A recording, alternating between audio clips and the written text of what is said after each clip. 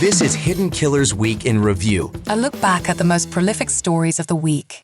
Welcome to the podcast. If you'd like to listen to an ad-free version of this episode and all of our episodes, then search True Crime Today Premium Plus on Apple Podcasts and press subscribe. That's our premium channel where all of our ad-free and advanced episodes live, all in one place. True Crime Today Premium Plus. Search it on Apple Podcasts and press subscribe. Even try it for 3 days free. The evidence is gone, but the nightmare continues. Welcome to Hidden Killers with Tony Brueski, featuring former prosecutor and defense attorney Eric Faddis.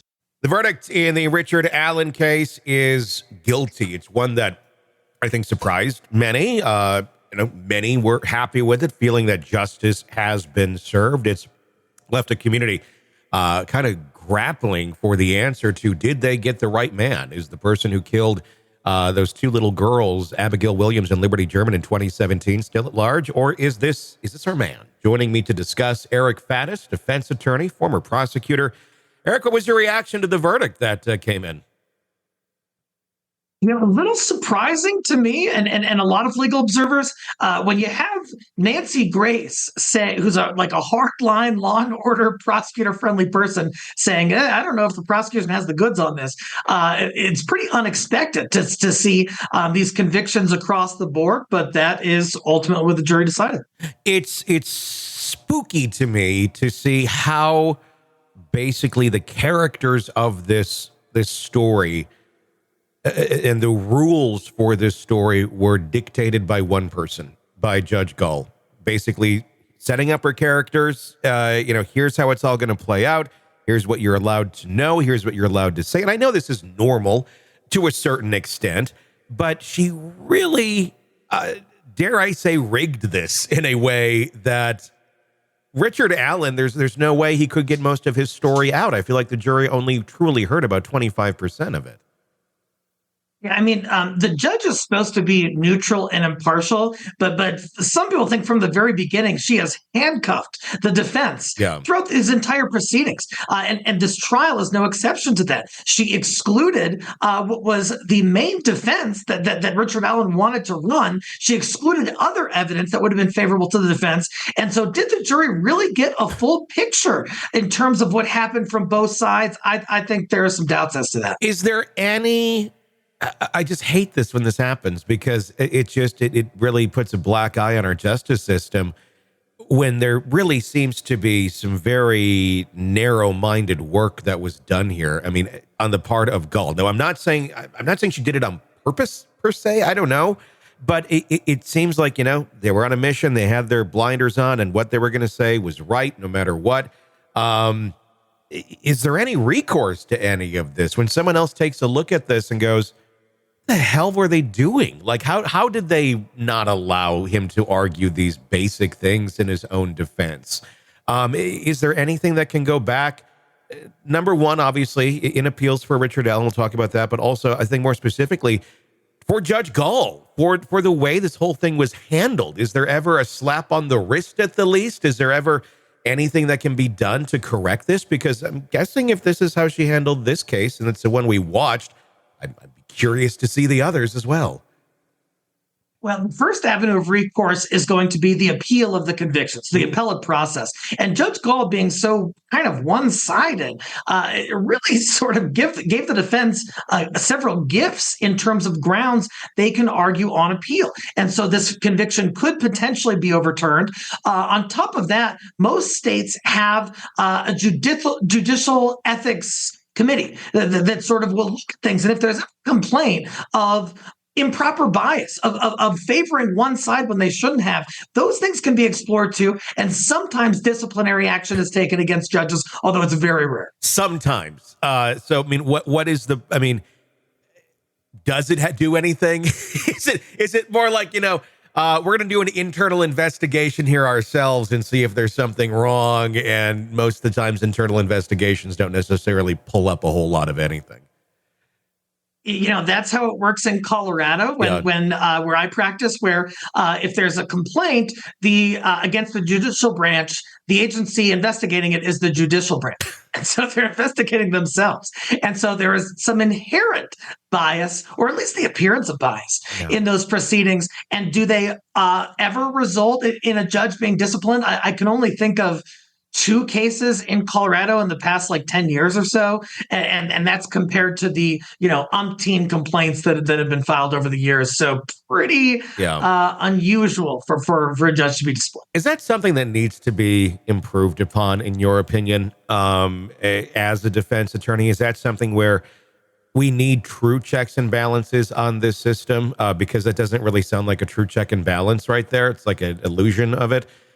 Should we have more things like that? I'm not even speaking specifically here of Gull, just in general, because it seems that things like this can happen quite readily and quite easily, and only really get out there if anybody's paying attention. And this is one case we're watching. There's thousands and thousands of them going on every single day.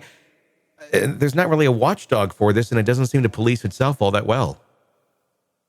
You hit the nail on the head. And one thing that comes up is there's this idea of the black robe syndrome, right? So when someone becomes a judge, they become this sort of all-powerful God who can do whatever in a case. And like you said, there aren't many checks and balances. That's what our political system is based on, is having these branches, having checks and balances. But at that high level of a judgeship, there isn't much of that. And there's a push actually to have a better practice at the United States Supreme Court level, because who is looking at those folks? Who is ensuring that they are complying with ethical rules and things like that? I think there is a lot of outcry about the absence of accountability in the judicial branch. Yeah, I mean, it's only as good as the people in it, and I'm sure we know there are great judges out there. There's people that really are there for the right reason. But again, it is only as good as the people, and you are naturally going to get some in there that are not the greatest individuals, compelling enough to get into the positions. But I mean, you're essentially making someone a god to a certain extent, without any but other gods in the universe that can actually step in and stop something, unless they murdered somebody, something really horrible. They put themselves in some sort of peril, but their opinion holds such weight, and that's. I don't know. There's so many cases, and I know you are far more into this world than I am, where it's just like, what the hell? How is this fair? It's not a perfect system. It's better than most other countries still, but it certainly feels like there's room for improvement.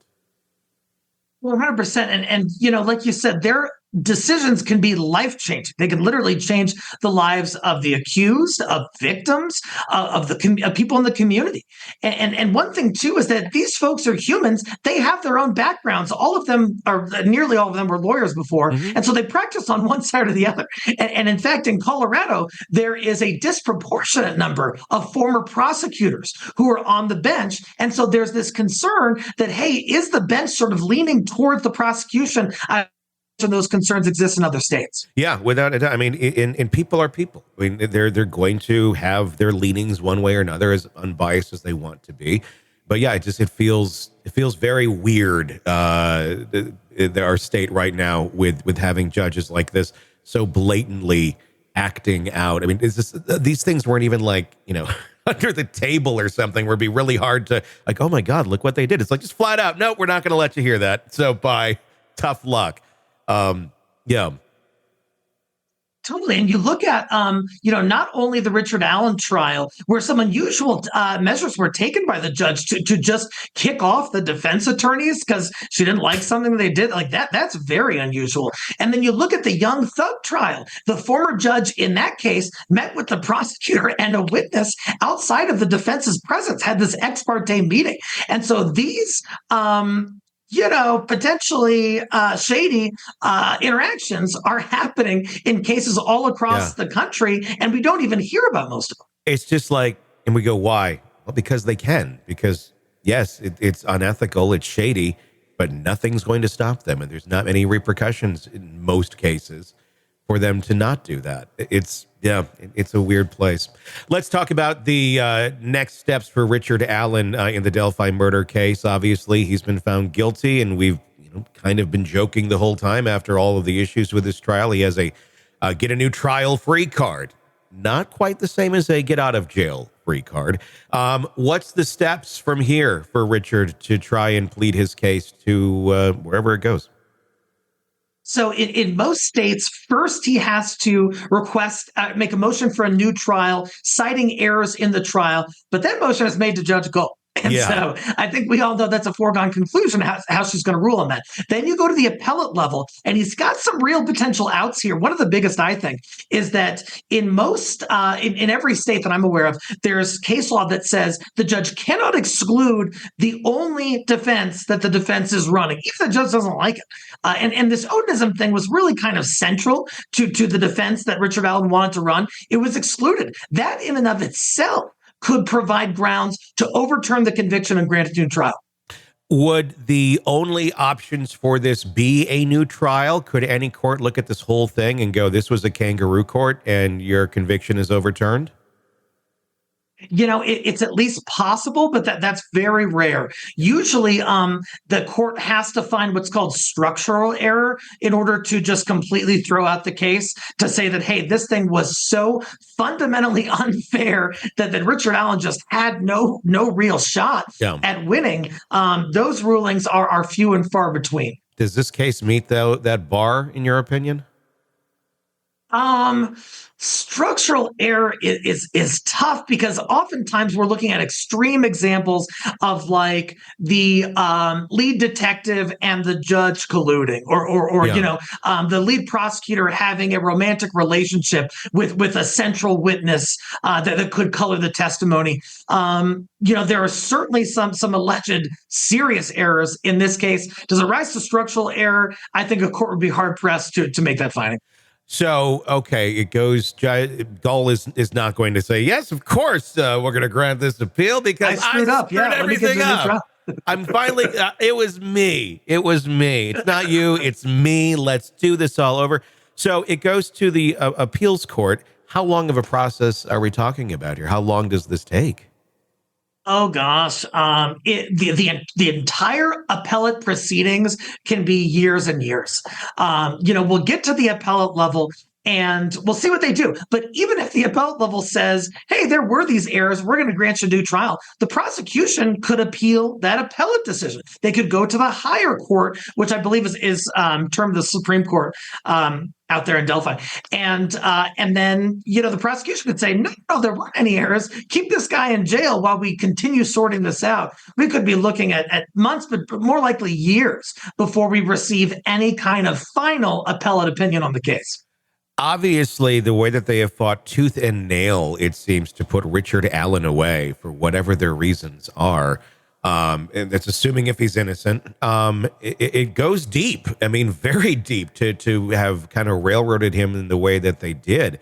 They have a very vested interest in not letting this man out financially because he could very easily sue the hell out of the town and bankrupt it. And they probably don't want that. I've seen other cases. I brought this one up. I pissed off half of Northeast Wisconsin the other day when I brought up the Stephen Avery case in Northeast Wisconsin. Sure. It was on Green Bay radio, and I made feelings about that case. I made this analogy. I'm like, just similarly to how, assuming, Manitowoc, they had to pay out several million to him, but then they found him guilty or convicted him of this other murder, and then that all kind of went away. Kind of a similar type setup. If you read the tea leaves, it seems.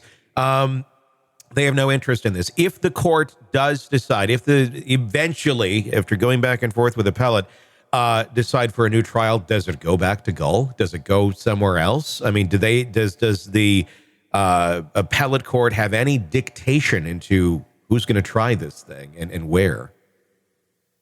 Good question. Not necessarily. Like, the appellate court doesn't get to say, you get a new trial and we want this other judge to do it.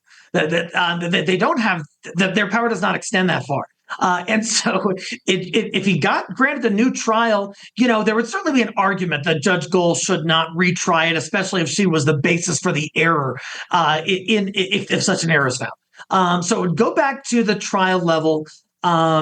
But yeah, they certainly have a vested interest, the government, in not allowing that to happen financially. And also the other thing, like, there are some correctional officers who are allegedly wearing patches that were symbolic of Odinism or something. Who knows what's going on in this little community and how far some of those groups could extend. We just don't know. Yeah. So if it does, and we're just kind of playing scenarios here, if it does eventually go back, it could end up there again. And could you have a judge excluding the same things all over again? I mean, or would the appellate say, you can't exclude this in round 2? Yeah, typically the appellate court would say, hey, Judge Gold improperly excluded the onism defense, let's just say, for example. Yeah. Therefore, if there's a new trial, you cannot exclude that. And so we'll see kind of what errors that the appellate court may or may not find and how that could shape a new trial and really give a fuller picture to this jury if such errors are found, if a new trial is granted. Yeah, yeah. Future of Richard Allen behind bars. We obviously he's already been tortured for a long time in solitary confinement and such. He's in there for the sentencing hasn't happened yet, but likely a very long time. Prison doesn't really treat people who are convicted of murdering children or have any sort of sexual offense very well. This is not looking good. I mean, he already has lost his mind, for lack of a better term, once. It seems that he did come back. This keeping him alive through this process, I think, is almost the big concern here. It is a very real worry on multiple fronts. One is the external threat. So like you said, someone who's convicted of killing 2 little girls is not going to be looked at fondly in prison by the other prisoners. He could become a target. On top of that, the reports indicate that he was really psychologically unraveling and engaging in behavior that could constitute a threat to himself. And so, he would have to remain alive during the pendency of these appeals to see any benefit from them. And I think there's a very real concern that could not happen. What about somebody getting involved in this case, like an Innocence Project or something of that nature, as he's going through the appeals process, investigating this, advocating for this, but maybe in investigating, finding new evidence? That could also be a window into a new trial as well, could it not? And what is the bar for that? Oh, certainly. And it brings to mind the Scott Peterson case. Mm-hmm. The Innocence Project got involved with his case and attempted to procure and do further testing on some evidence that they feel wasn't appropriately considered at the trial level. So here, the standard would be if you found new evidence and that there was a reasonable probability that the admission of that new evidence would cause the jury to come to a different conclusion, meaning you can't have evidence of guilt that is so overwhelming that it would overshadow the new evidence. New evidence has to be material, and it has to have a likelihood of changing the outcome. So it's a high bar. It feels like the investigation was done extremely poorly. It feels like there's a lot of evidence out there that is ripe for the picking if you can find it in this case. I'm very curious about the digital footprints of many of the other individuals in this, Elvis to the Keegan Kline, everybody, and just see what was being communicated on these devices, if they can even go back to that. All of that stuff. There's so many things here that don't seem to have been looked into to the level of which they could. The voice. You just had the officer saying, "Yeah, that's him." What's your comparison? I just think it is. We could do that. I mean, there's a lot of, and I don't know that you're going to get very conclusive results in the voice because it's a really shitty recording, but it's something. I mean, I would just think you could find a handful of things in this case that weren't even admitted or allowed into evidence that are in fact evidence. What about the things there that weren't admitted into evidence, into the court? Can that be considered new evidence if the judge never allowed it in the first place? Yes, I think that any evidence that was not initially admitted in the trial could be considered new evidence by an appellate court. Now what some appellate courts might say is like, hey, you tried to get this evidence in and the judge just didn't like it or didn't think it was legally appropriate. So that's not the same as like discovering some new smoking gun at an alternative suspect's house. Yeah. But yeah, there's a lot of stuff that didn't come in, and that gentleman, Ronald Logan. Yeah. I think that there could be more attention paid to him and other potential alternative suspects. Alternative suspect evidence is usually qualifying as potentially new evidence that can get a new trial. How on earth Keegan Kline was not connected to this under the name Anthony Schatz is baffling. I mean, you literally have a person who is a child predator, is away now that when they looked into him, but he literally talked about meeting the girls the day they were murdered. I mean, yeah. How is that something else you wouldn't look into? And if it wasn't him, who did he tell that he was going to meet these girls? Who did he tell where these girls are going to be if he had knowledge of that? That seems to me like just this beacon of light possibly for Richard Allen, if it can be accepted. But Gull said no to all of these things. Yeah, it was, I think, an improper ruling. And my understanding is that Keegan Kline gentleman may have had actual direct contact with Libby at some point. Like he's talking with these child victims who later turn up murdered. On top of that, he's a known sexual predator, at least according to the reports I've read.